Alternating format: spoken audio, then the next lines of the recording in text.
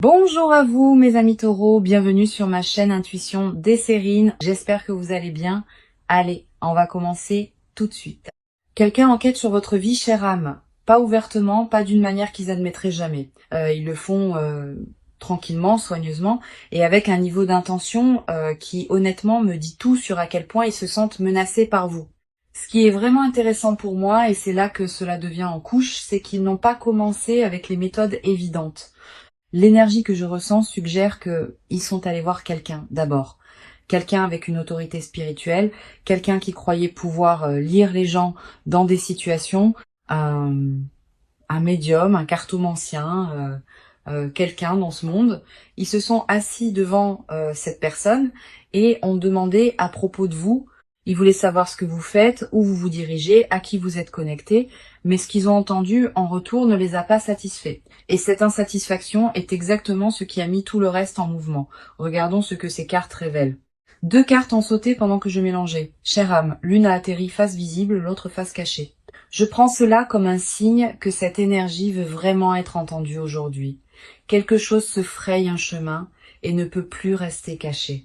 Très bien, chère âme, nous avons déjà ces deux cartes qui ont choisi de se montrer, et maintenant je vais en tirer 7 autres du jeu. Cela nous donne une image complète de ce qui se passe vraiment autour de vous en ce moment. 7 cartes sont placées face cachée sur la table. Je peux déjà sentir le poids de cette énergie juste assise ici. Et honnêtement, c'est dense. Il y a quelque chose de très délibéré, de très calculé qui bouge autour de vous en ce moment.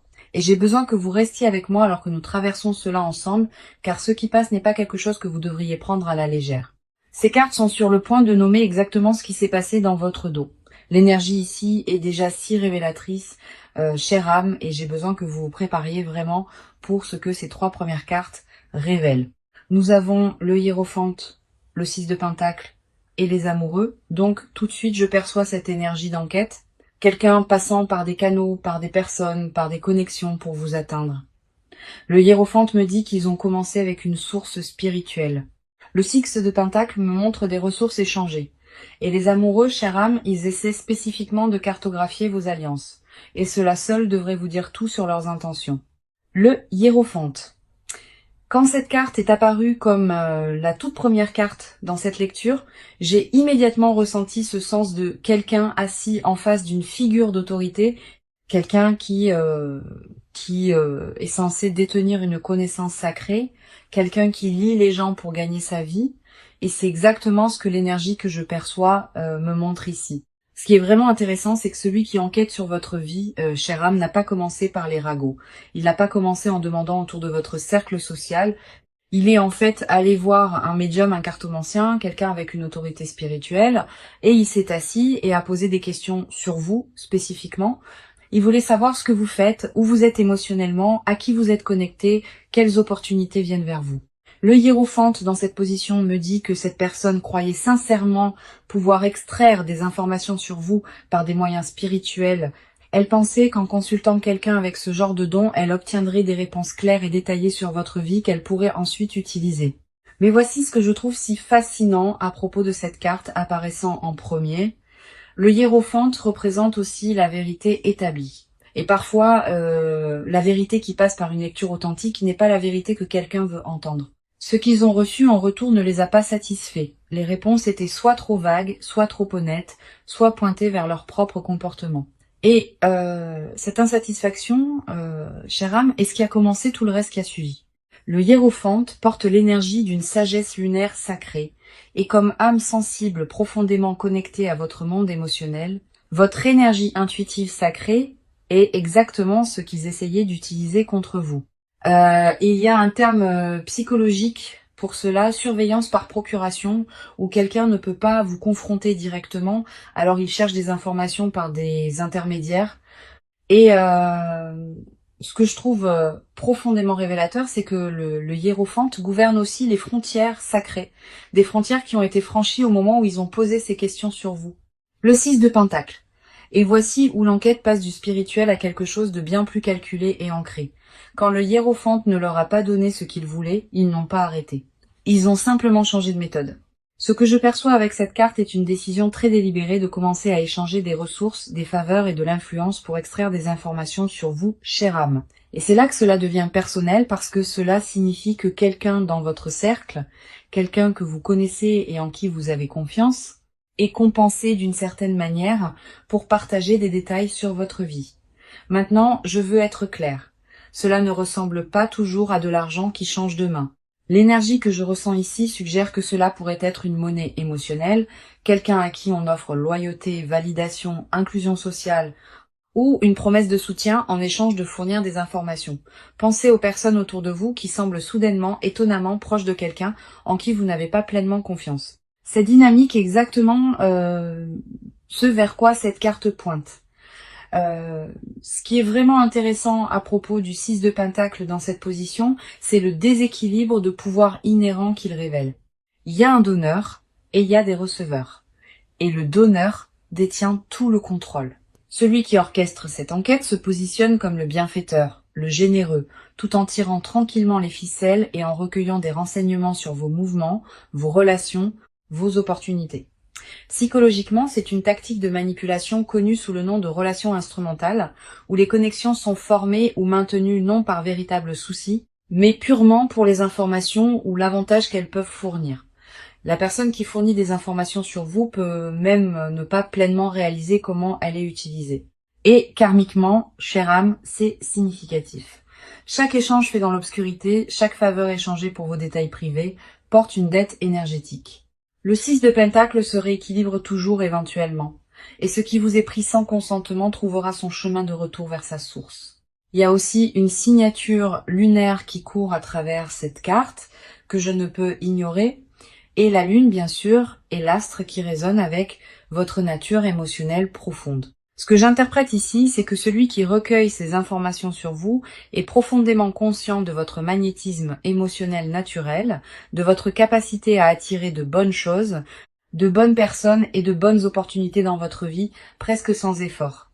Cette conscience pousse leur besoin de vous surveiller à travers ces moyens transactionnels. Ils ne peuvent pas reproduire ce que vous avez naturellement. Alors à la place, ils essaient de le cartographier, de l'étudier, de l'inverser par des informations de seconde main.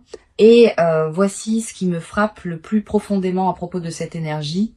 Chaque personne qui accepte quelque chose en échange d'informations sur vous confirme essentiellement à l'univers que votre vie vaut la peine d'être étudiée. C'est pas une petite chose, chère âme. Et que cela qu'il le réalise ou non est le plus grand compliment qu'il pourrait jamais vous faire.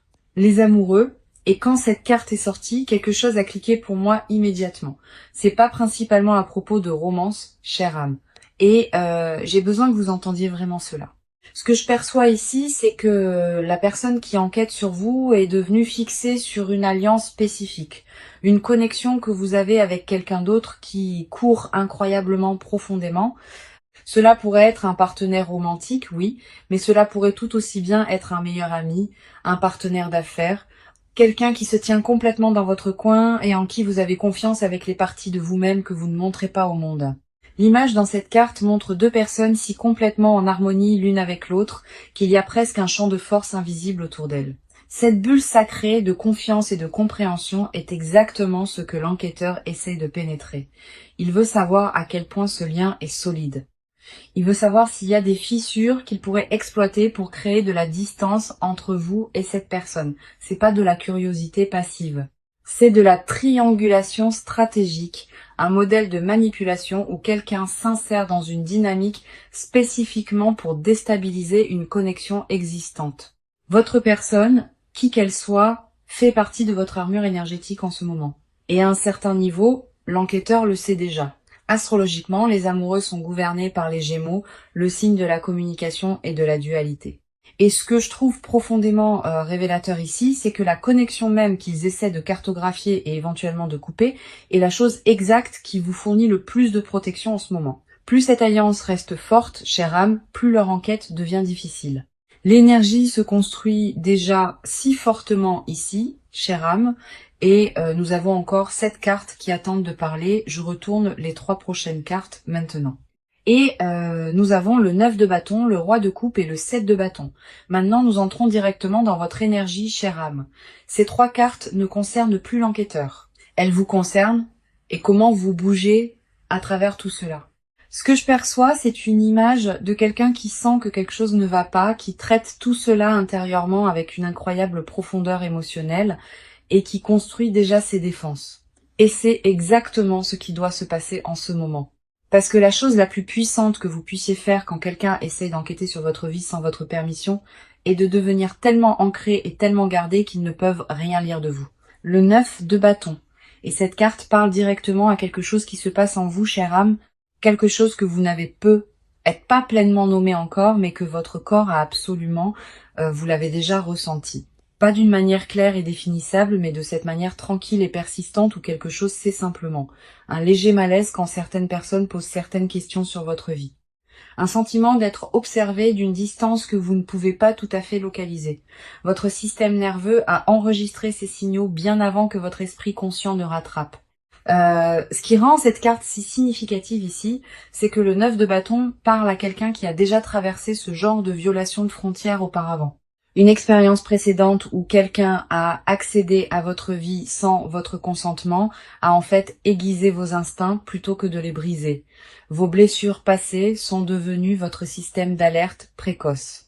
Et en ce moment, ce système se déclenche. Cette garde inexplicable que vous portez ces derniers temps, cet instinct de tenir certaines informations plus près, cette réticence subtile à partager des mises à jour même avec des personnes familières, faites-y confiance complètement. Astrologiquement, Mars gouverne l'énergie défensive de cette carte. Et Mars active actuellement vos réponses d'autoprotection instinctive pour une raison. Votre intuition n'est pas de la paranoïa, chère âme, c'est de la précision.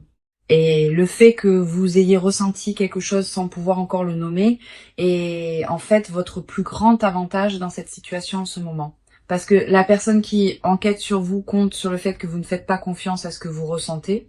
Le moment où vous décidez de croire pleinement vos propres instincts est le moment où toute leur opération commence à se défaire. Et ce moment, chère âme, est maintenant. Le roi de coupe. Et c'est là que l'histoire prend un tournant que la personne qui enquête sur vous n'a complètement pas anticipé. Cette carte, c'est vous, chère âme. Comme âme sensible profondément connectée à votre monde émotionnel, le roi de coupe est votre énergie naturelle incarnée, le maître de la profondeur émotionnelle et du commandement intuitif. Pendant que tout ce que nous avons discuté jusqu'à présent s'est passé autour de vous et sous la surface de votre vie quotidienne, vous avez été assise dans cette énergie du roi de coupe, traitant chaque signal, chaque incohérence, chaque petit morceau d'information avec une intelligence émotionnelle si profonde et si contrôlée qu'elle ressemble à de l'immobilité de l'extérieur. Et cette immobilité est votre arme. Il s'attendait à trouver quelqu'un de réactif, quelqu'un qui porte ses émotions ouvertement, quelqu'un qui pourrait lire facilement. À la place, il trouve un livre fermé. Le roi de coupe maîtrise l'émotion sans la supprimer, ressentant tout profondément tout en ne révélant que ce qu'il choisit de révéler. Ce que je trouve psychologiquement fascinant ici, c'est la dynamique que cela crée. Moins vous, chère âme, réagissez, plus l'enquêteur devient frustré. Plus il devient frustré, plus il pousse fort. Plus il pousse fort, plus il s'expose. Votre calme, chère âme, n'est pas de la passivité, c'est de la stratégie. Et cela fonctionne d'une manière que vous ne voyez peut-être pas encore pleinement. J'ai eu un moment comme celui-ci une fois où quelqu'un dans ma vie essayait clairement de recueillir des informations sur ce que je faisais. Et j'ai simplement pris la décision consciente de devenir complètement silencieuse. Pas de mise à jour, pas de réaction, rien.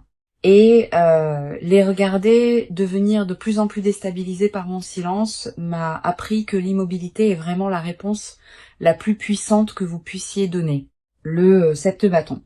Et cette carte est le message le plus direct dans toute cette lecture jusqu'à présent parce qu'elle ne décrit pas ce qui se passe autour de vous. Elle vous dit exactement quoi faire à ce sujet.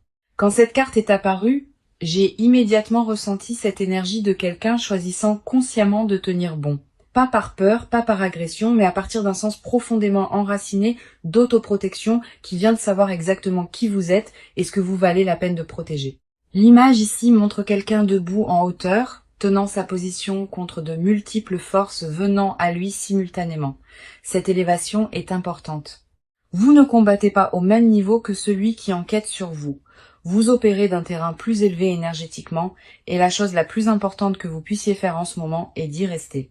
Pratiquement, cela ressemble à devenir intentionnellement sélective sur ce que vous partagez et avec qui. Pas chaque mise à jour sur votre vie doit être annoncée. Pas chaque opportunité doit être discutée. Pas chaque relation doit être expliquée. Moins d'informations circulent sur vous dans des espaces que vous ne pouvez pas contrôler, moins de matériel l'enquête a à travailler. Karmiquement, c'est significatif. Chère âme, pendant qu'il dépense une énorme énergie à essayer de briser vos frontières, vous avez la capacité naturelle de simplement fermer la porte. Votre protection énergétique n'est pas quelque chose qu'ils peuvent acheter, emprunter ou extraire par un intermédiaire. Elle vous appartient entièrement. Et il y a quelque chose de presque poétique à ce sujet. Ils ont consulté une source spirituelle en premier parce qu'ils sentaient que votre énergie était puissante et valait la peine d'être comprise. Maintenant, la chose même qu'ils craignaient, votre capacité naturelle à vous protéger est le mur exact à travers lequel ils ne peuvent pas passer. Nous entrons maintenant dans la couche finale de cette histoire, chère âme. Et j'ai besoin que vous prêtiez vraiment attention à ce que ces 3 dernières cartes sont sur le point de révéler ici. Elles sont l'As de Pentacle, le 7 d'épée et le 10 de bâton. Et juste comme ça, l'image devient complètement claire. L'As de Pentacle me dit exactement ce qu'il recherche d'autre, au-delà de simplement l'intelligence émotionnelle à votre sujet. Le 7 d'épée nomme directement l'opération. Et le 10 de bâton me montre ce que toute cette activité secrète a tranquillement fait à vous, chère âme, d'une manière que vous n'avez pu être même pas pleinement reconnu. Ces 3 cartes ensemble sont le cœur de toute l'enquête. Le motif, la méthode et le coup. Et ce qui passe, c'est quelque chose dont j'ai vraiment besoin que vous vous asseyiez avec avant que nous allions plus loin. L'As de Pentacle. Et voici le second motif, chère âme, celui qu'ils n'admettraient jamais, même si vous leur demandiez directement. Quand cette carte est apparue, j'ai ressenti ce sens immédiat de quelque chose de nouveau et tangible se formant dans votre vie. Une graine d'opportunité matérielle qui est soit juste arrivée, soit juste au bord d'arriver. Un nouveau flux de revenus, une opportunité financière, un développement de carrière, quelque chose qui représente une croissance concrète, réelle dans votre monde physique. Et ils le savent ou ils le soupçonnent. Et ce soupçon les ronge d'une manière que l'intelligence émotionnelle dont nous avons discuté plus tôt ne peut tout simplement pas expliquer. Ce que j'interprète ici, c'est que cette enquête n'a jamais été purement à propos de sentiments ou de relations. Il y a une couche très ancrée, très pratique d'envie qui dirige cela.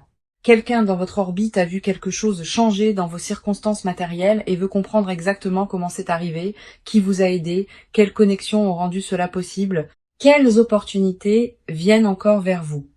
Psychologiquement, cela s'appelle l'envie de ressources et c'est l'un des motivateurs les plus puissants pour un comportement secret. Ils ne peuvent pas vous demander directement parce que cela exposerait leur conscience de votre croissance. Alors à la place, ils recueillent des informations par les canaux que nous avons déjà vus, par des intermédiaires, par des échanges, par l'observation. Votre nouveau commencement, chère âme, est la chose même qui vous rend digne d'être étudié et cela devrait vous dire tout sur où vous vous dirigez. Parce que les gens n'investissent pas autant d'énergie à enquêter sur quelqu'un qui se tient immobile. Ils ne viennent que pour ceux qui sont clairement et indéniablement en train d'avancer vers quelque chose de remarquable. Le 7 d'épée. Et le voici, chère âme, la carte qui nomme tous ceux autour de quoi nous avons tourné dans toute cette lecture, exposée dans une clarté complète et indéniable. Quand cette carte est apparue, j'ai senti quelque chose changer dans l'énergie de cette lecture. Comme un rideau tiré pour révéler exactement ce qui s'est passé dans les ombres de votre vie. C'est la carte de l'opération secrète de l'information recueillie sous le couvert de l'obscurité de quelqu'un se déplaçant dans votre monde comme un voleur qui s'est convaincu qu'il est simplement stratégique. L'imagerie ici est frappante et incroyablement spécifique à votre situation. Des figures sombres se déplaçant dans la nuit, soigneusement, délibérément, collectant des morceaux d'informations un par un, tout en croyant qu'elles sont complètement invisibles. Ces figures représentent le réseau qui a été assemblé autour de vous, les intermédiaires que nous avons vus dans le 6 de Pentacle, la sonde d'alliance que nous avons vue dans les amoureux, tout cela coordonné et intentionnel. Ce que j'interprète ici, c'est un effort très organisé pour construire une image complète de votre vie à partir de fragments. Un commentaire ici, une observation là, un morceau d'information échangé contre une faveur, aucun obtenu directement de vous. Tout assemblé dans l'obscurité et rapporté à celui qui orchestre cela. Pratiquement, cela peut ressembler à des personnes dans votre cercle étant inhabituellement curieuses sur des détails très spécifiques. Votre emploi du temps, vos finances, vos nouvelles connexions, vos plans. Cela peut ressembler à des conversations qui semblent désinvoltes, mais se sentent étrangement pointues. Cela peut ressembler à quelqu'un qui vous connaît à peine, sachant d'une certaine manière des choses sur votre vie que vous n'avez jamais partagées avec lui directement. Mais voici où le karma de cette carte devient si significatif. Chère âme, le 7 d'épée porte en lui la graine de sa propre exposition. Tout ce qui est recueilli dans l'obscurité laisse une trace. Chaque échange fait en secret crée un témoin. Chaque personne recrutée dans ce réseau devient un point potentiel de défaisement parce que les personnes utilisées comme instruments réalisent éventuellement qu'elles ont été utilisées. Ce qui est construit contre vous dans les ombres en ce moment construit simultanément le dossier contre eux. Chaque mouvement qu'ils font en secret est enregistré par l'univers dans un registre auquel ils ne peuvent accéder ou effacer. Et au moment où ce registre s'ouvre, chère âme, tout ce qu'ils ont collecté deviendra la preuve même de leurs propres intentions. La chose la plus dangereuse à propos d'opérer dans l'obscurité, c'est que vous oubliez éventuellement que la lumière existe. Et quand elle vient, elle illumine tout et tout le monde sans miséricorde ni exception. Le Dick de bâton. Et cette carte m'a brisé un peu le cœur quand elle est apparue parce qu'elle parle à quelque chose que vous, chère âme, avez porté complètement seul et que vous ne vous êtes probablement pas pleinement permise de reconnaître. Tandis que les cartes précédentes nous ont montré ce qui se passe autour de vous et pourquoi cette carte me montre ce que cela vous coûte vraiment. Pas financièrement, pas socialement, mais énergétiquement et émotionnellement dans les moments tranquilles quand personne ne regarde. L'image ici montre quelqu'un courbé sous le poids d'un énorme paquet, avançant toujours, fonctionnant toujours, se présentant toujours, mais clairement épuisé d'une manière qui va au-delà de la fatigue ordinaire. Cet épuisement est ce que je perçois de votre énergie en ce moment, chère âme. Le genre spécifique qui vient d'une hypervigilance soutenue, du fait de devoir surveiller constamment vos mots, votre partage, votre confiance, votre environnement. Pratiquement, cela se manifeste comme une fatigue mentale difficile à expliquer aux autres, une réticence à se détendre complètement, même dans des espaces sûrs, un bourdonnement de fond de méfiance qui ne s'éteint jamais vraiment. Vous pourriez vous retrouver à trop réfléchir aux conversations après qu'elles se sont produites, à rejouer des interactions, à vous demander ce qui était vraiment voulu par une question ou un commentaire particulier. Ce que je veux que vous entendiez vraiment ici, c'est que ce fardeau est réel, mais il est aussi temporaire. Le 10 de bâton précède toujours un moment de libération, un point où vous choisissez consciemment de poser ce qui ne vous appartient plus à porter. Le poids de leur enquête n'est pas le vôtre à porter. Chère âme, vous n'avez pas créé cette situation et vous n'avez pas à absorber son énergie. Il y a aussi une signature de Saturne qui court à travers cette carte, l'énergie des leçons apprises par le poids et la résistance. Et ce que Saturne promet toujours, c'est que la pression que vous ressentez en ce moment n'est pas une punition, c'est un raffinement. Chaque fardeau que vous avez porté à travers cette situation a construit une version de vous qui est plus forte, plus discernante et significativement plus difficile à infiltrer que vous ne l'étiez avant que tout cela ne commence. Et nous avons une dernière carte restant dans cette lecture, chère âme. Et j'ai besoin que vous restiez avec moi parce que celle-ci va lier tout ensemble d'une manière qui, je pense, aura tellement de sens pour vous. J'étale tout le jeu sur ma paume et je vais laisser mon intuition me tirer vers exactement la carte que cette énergie a besoin en ce moment. Il y a quelque chose de très spécifique qui veut passer ici. Un dernier morceau de cette histoire qui doit être nommé à voix haute avant que nous ne fermions. Je la place face cachée sur la table, prenant juste une respiration avec elle et la retournant. Notre dernière carte est le page d'épée. Et cette carte est le visage de l'opération, chère âme. Pas le cerveau derrière, mais celui qui fait réellement le travail d'observation, de collecte et de rapport. Quand cette carte est apparue, j'ai immédiatement eu le sens de quelqu'un de plus jeune en énergie, sinon en âge.